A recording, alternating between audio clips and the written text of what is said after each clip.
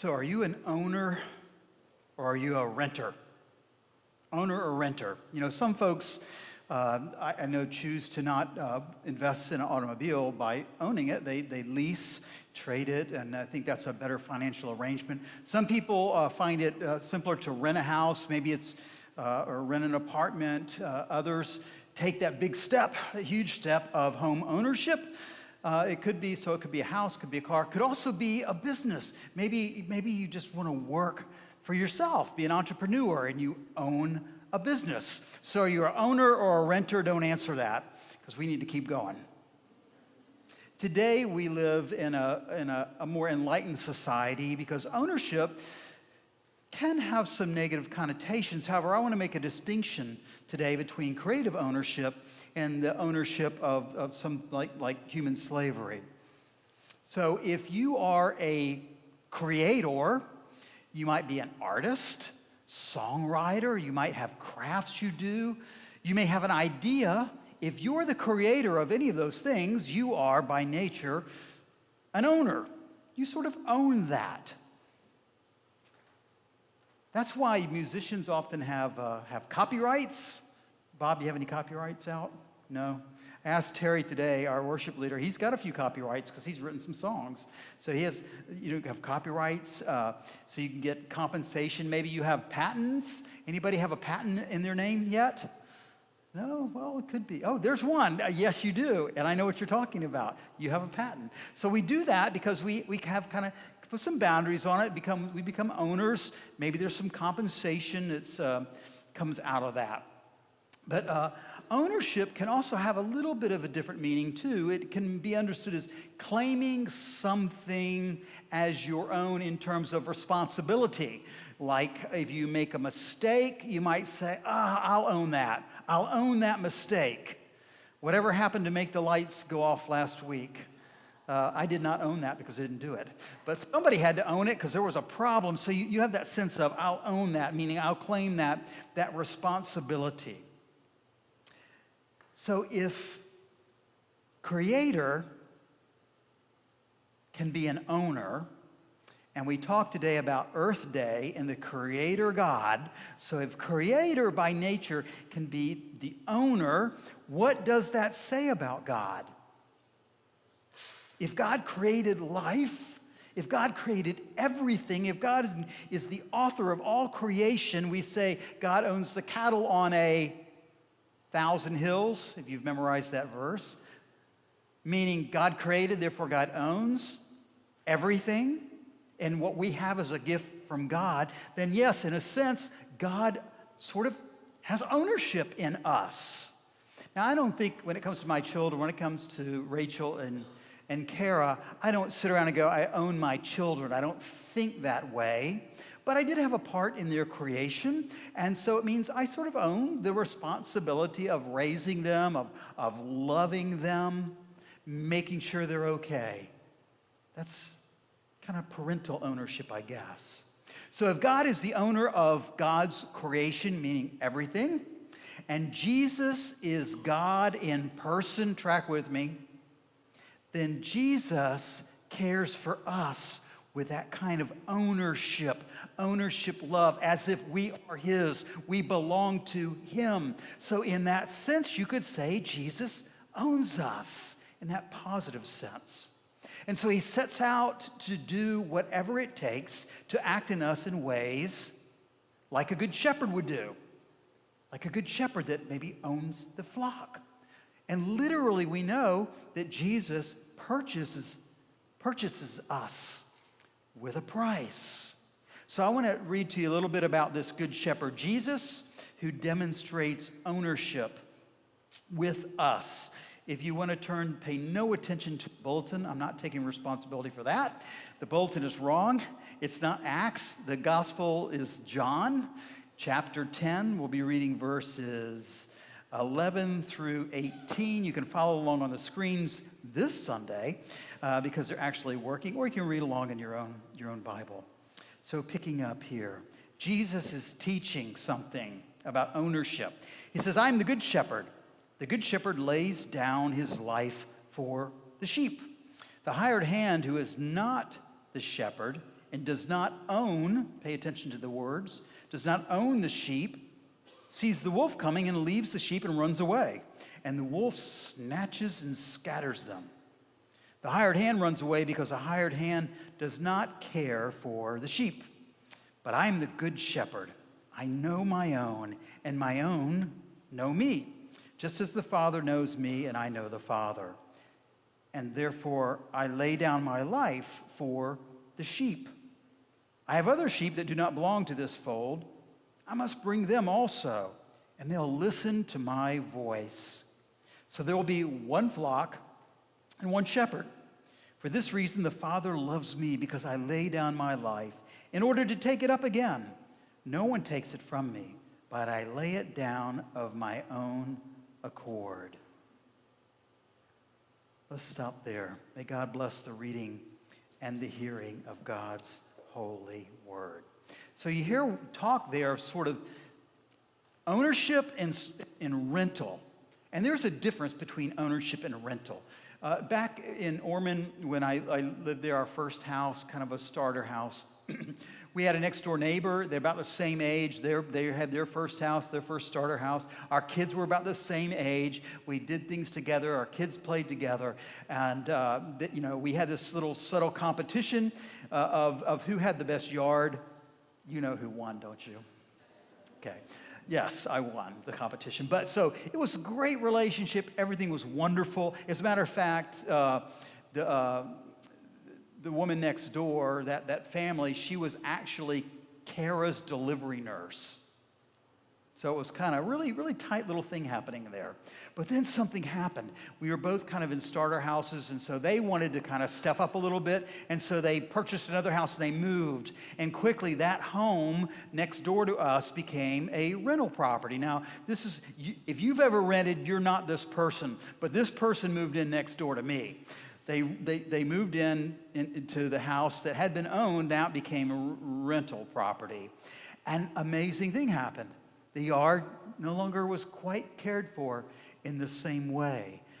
We didn't really quite interact in the same way. There were lots of folks there, young folk. They had kind of hot rod cars, and they would race up and down the streets. And Kara reminded me that somebody played drums.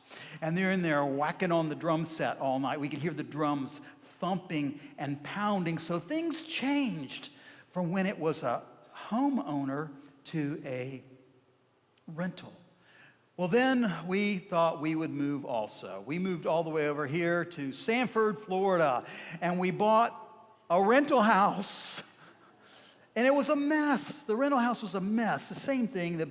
You probably, if you rented or you're renting, you take care of your stuff. But the people that had the home did not. It had been rented out for about 2 years. We didn't know that when we bought it.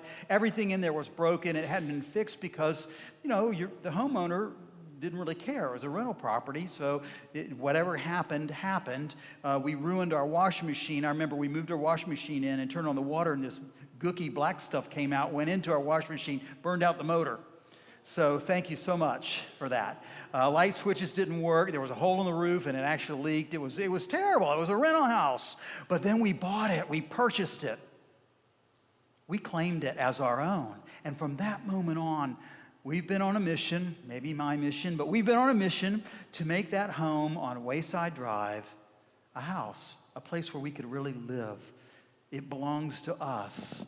And we've been slowly developing that master plan of improvements. And it continues today, like the pavers that I mentioned in the confession.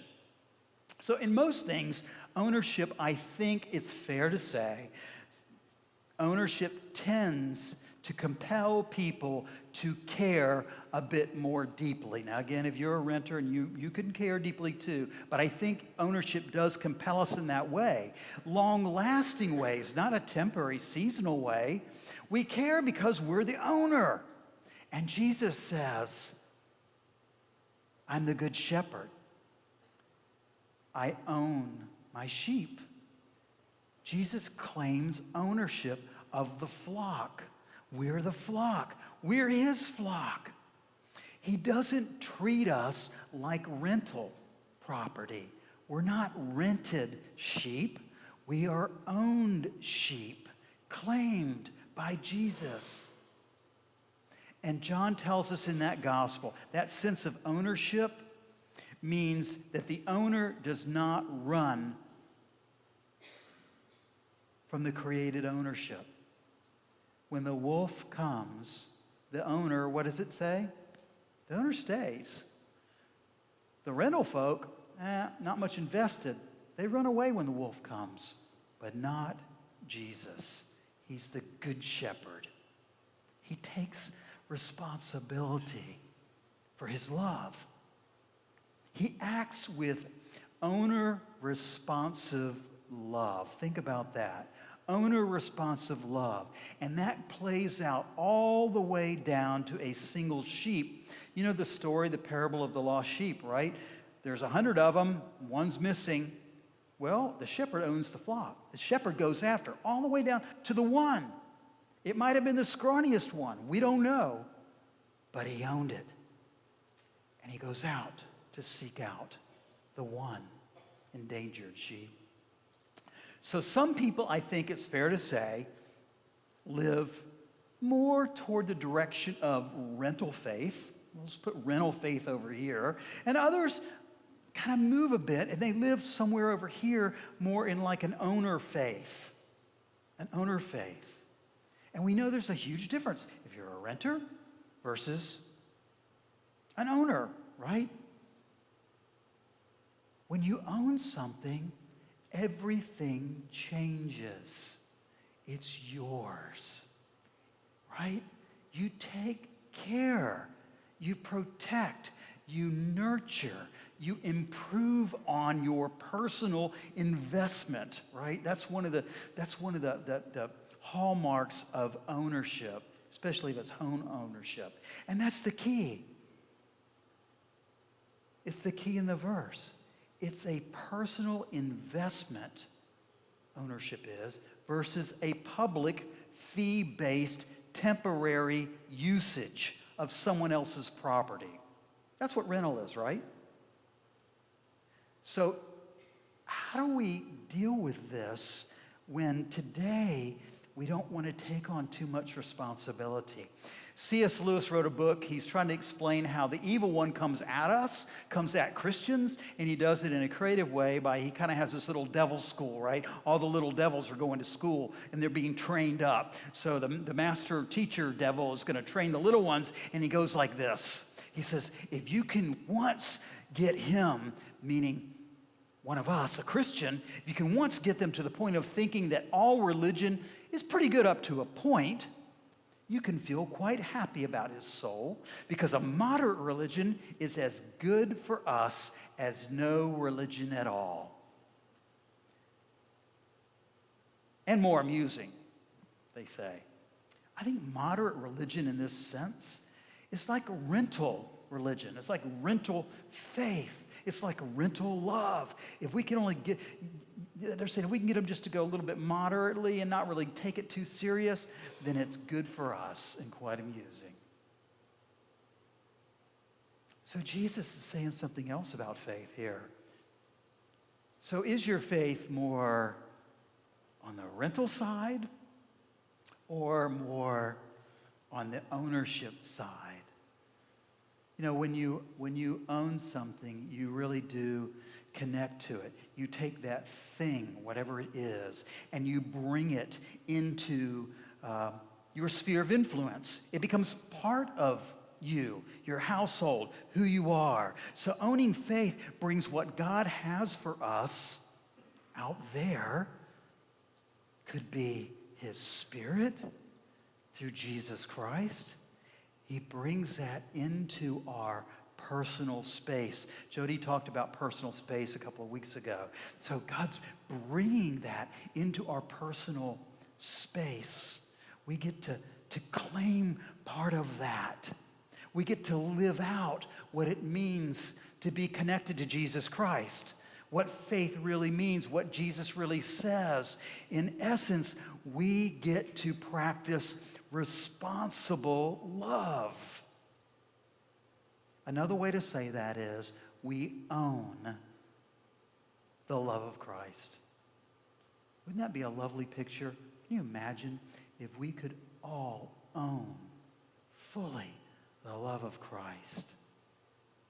So if God is the owner of the creation, we talked about that, and Jesus is God's action of responsibility, the Good Shepherd, right? Action of responsibility to protect us, to care for us, to rescue us, to love us, then what's on us if we believe in him? What is on the believer, the Christian believer? What do we have to claim? What do we have to own? Remember, the Good Shepherd never runs away from the responsibility of the flock. That love becomes connected to us intimately. That's part of the step of faith. That's part of claiming faith in Jesus Christ. It means we don't run either. We own the faith. We begin to act with responsive love. Now, Christians have struggled with this for a long time, even all the way back to the first century. And I have a little scripture I'm going to read in a minute, but let me put some context to it. Some of the folks were getting some strange teachings. Maybe these teachings weren't quite along the line of what Jesus was talking about, and people were beginning to drift. I would say they were moving from owned love to rental love, owned faith to rental faith. And this is what 1 John 3:18 through 20 says. My dear children, let's not just talk about love. That's rental. Let's practice real love. That's ownership. This is the only way we'll know we're truly living in God's reality. It's also the way to shut down debilitating self-criticism, even when there's something to it. For God is greater than our worried hearts and knows more about us than we do ourselves. There's a movement, rental into ownership. And Jesus is calling us into this movement ourselves. Because, we can play around with the faith. We can play around with this Christian faith. But rental property, usually rented things, it's borrowed. It's borrowed for a season, for a price, and then you move on to something else. Owning love, that's different. That's permanent. That's long-term. Owning love is saying, I will receive God's grace poured out in Jesus Christ, and I'll own it. We'll own it ourselves as a church community. Owning love means acting like the Good Shepherd, caring for the flock, doing what it takes to ensure the welfare of the flock. So I think today it is easy to get lured into the same issues that the first century church was lured into, this idea of, faith is kind of this, it's an idea more than it is an action. Being a Christian is more an idea. We identify with the title, but we've somehow begun to separate ourselves from the action. We risk little. That's what rental love does. The rented folk run when the wolf shows up to the flock, but the owner, Jesus says, I'm the owner. I'm not going to run. I'm in this thing all the way. I will risk what it takes to protect the flock. In that passage in 1 John, the young Christians, they were being swayed into a counterfeit kind of faith. Counterfeit, I would say, a rented faith. You don't really have to do a whole lot. You just kind of have to believe. Again, I want to go back to C.S. Lewis in the Screwtape Letters. Again, here's the teaching devil training the little devils how to get at us. How to get us to buy into rental love. And it goes like this. The great thing is to prevent the Christian from doing anything as long as they don't convert it into action. It doesn't matter. It doesn't matter how much he thinks about this or she thinks about this new repentance. Let the little brute wallow in it. Let him write a book about it. That's often an excellent way of sterilizing the seed which the enemy plants in the human soul. Let them do anything but act. As one of the humans has said, active habits are strengthened by repetition, but passive ones are weakened. The more often they feel without acting, the less they will be ever able to act. And in the long run, the less they will be able to feel. That's rental faith. That's rental love. Jesus says, I want you to own my love. Would you own my love? Make my love your own. You're my shepherd now. I want you to be my good shepherd. I want you to care for folks. I want you to enhance their lives. I want you to see that love as something especially connected to you, and then act on it. Go, feed, nurture, teach, call back. You know, it's amazing. I mentioned at the first service that I think we have the idea today that you plant a church and you make it a really cool place, cool music, cool things to see and do, and people will come. It's kind of like the fair, right? Or the circus. If you make it really cool, oh, a hit movie, we'll make it and they'll come. That may work in Hollywood. It doesn't work in the church. They don't just come. The only reason they'll be drawn into the flock is because the good shepherds went out and called them in. That's action. That's an activity.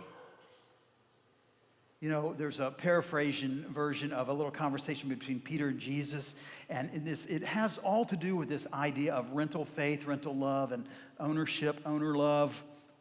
And it's Peter saying, Jesus, this stuff you're saying doesn't make any sense. And Jesus turns to Peter and says, well, what's wrong? Well, you spent 2 hours playing with that child. You could have been talking to a whole bunch of people. How are people going to know that you're the Messiah? You should be making speeches.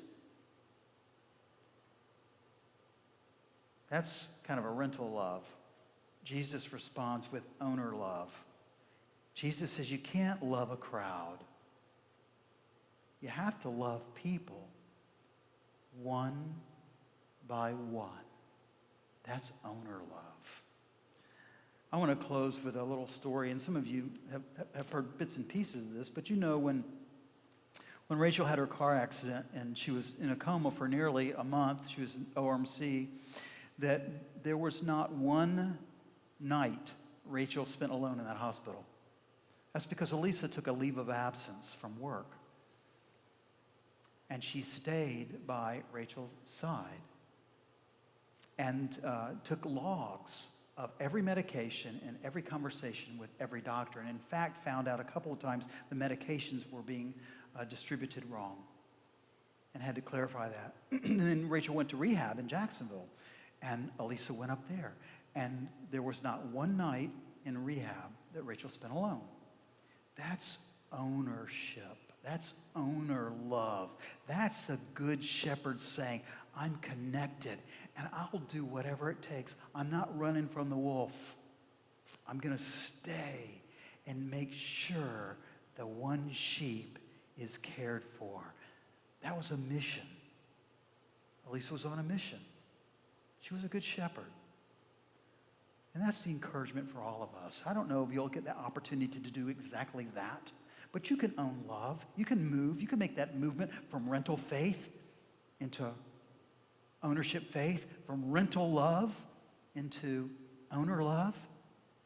We can connect to Jesus ourselves. We can own his mission. That's what it means to be his follower. We're owning that love. We're owning that mission. And Jesus' love has a movement. And if you haven't got the theme by now, that movement is, it starts in our heart. It might be rental love at first, but it moves. It's always moving and growing into ownership love. Owning love, which is responsible, active love. Amen.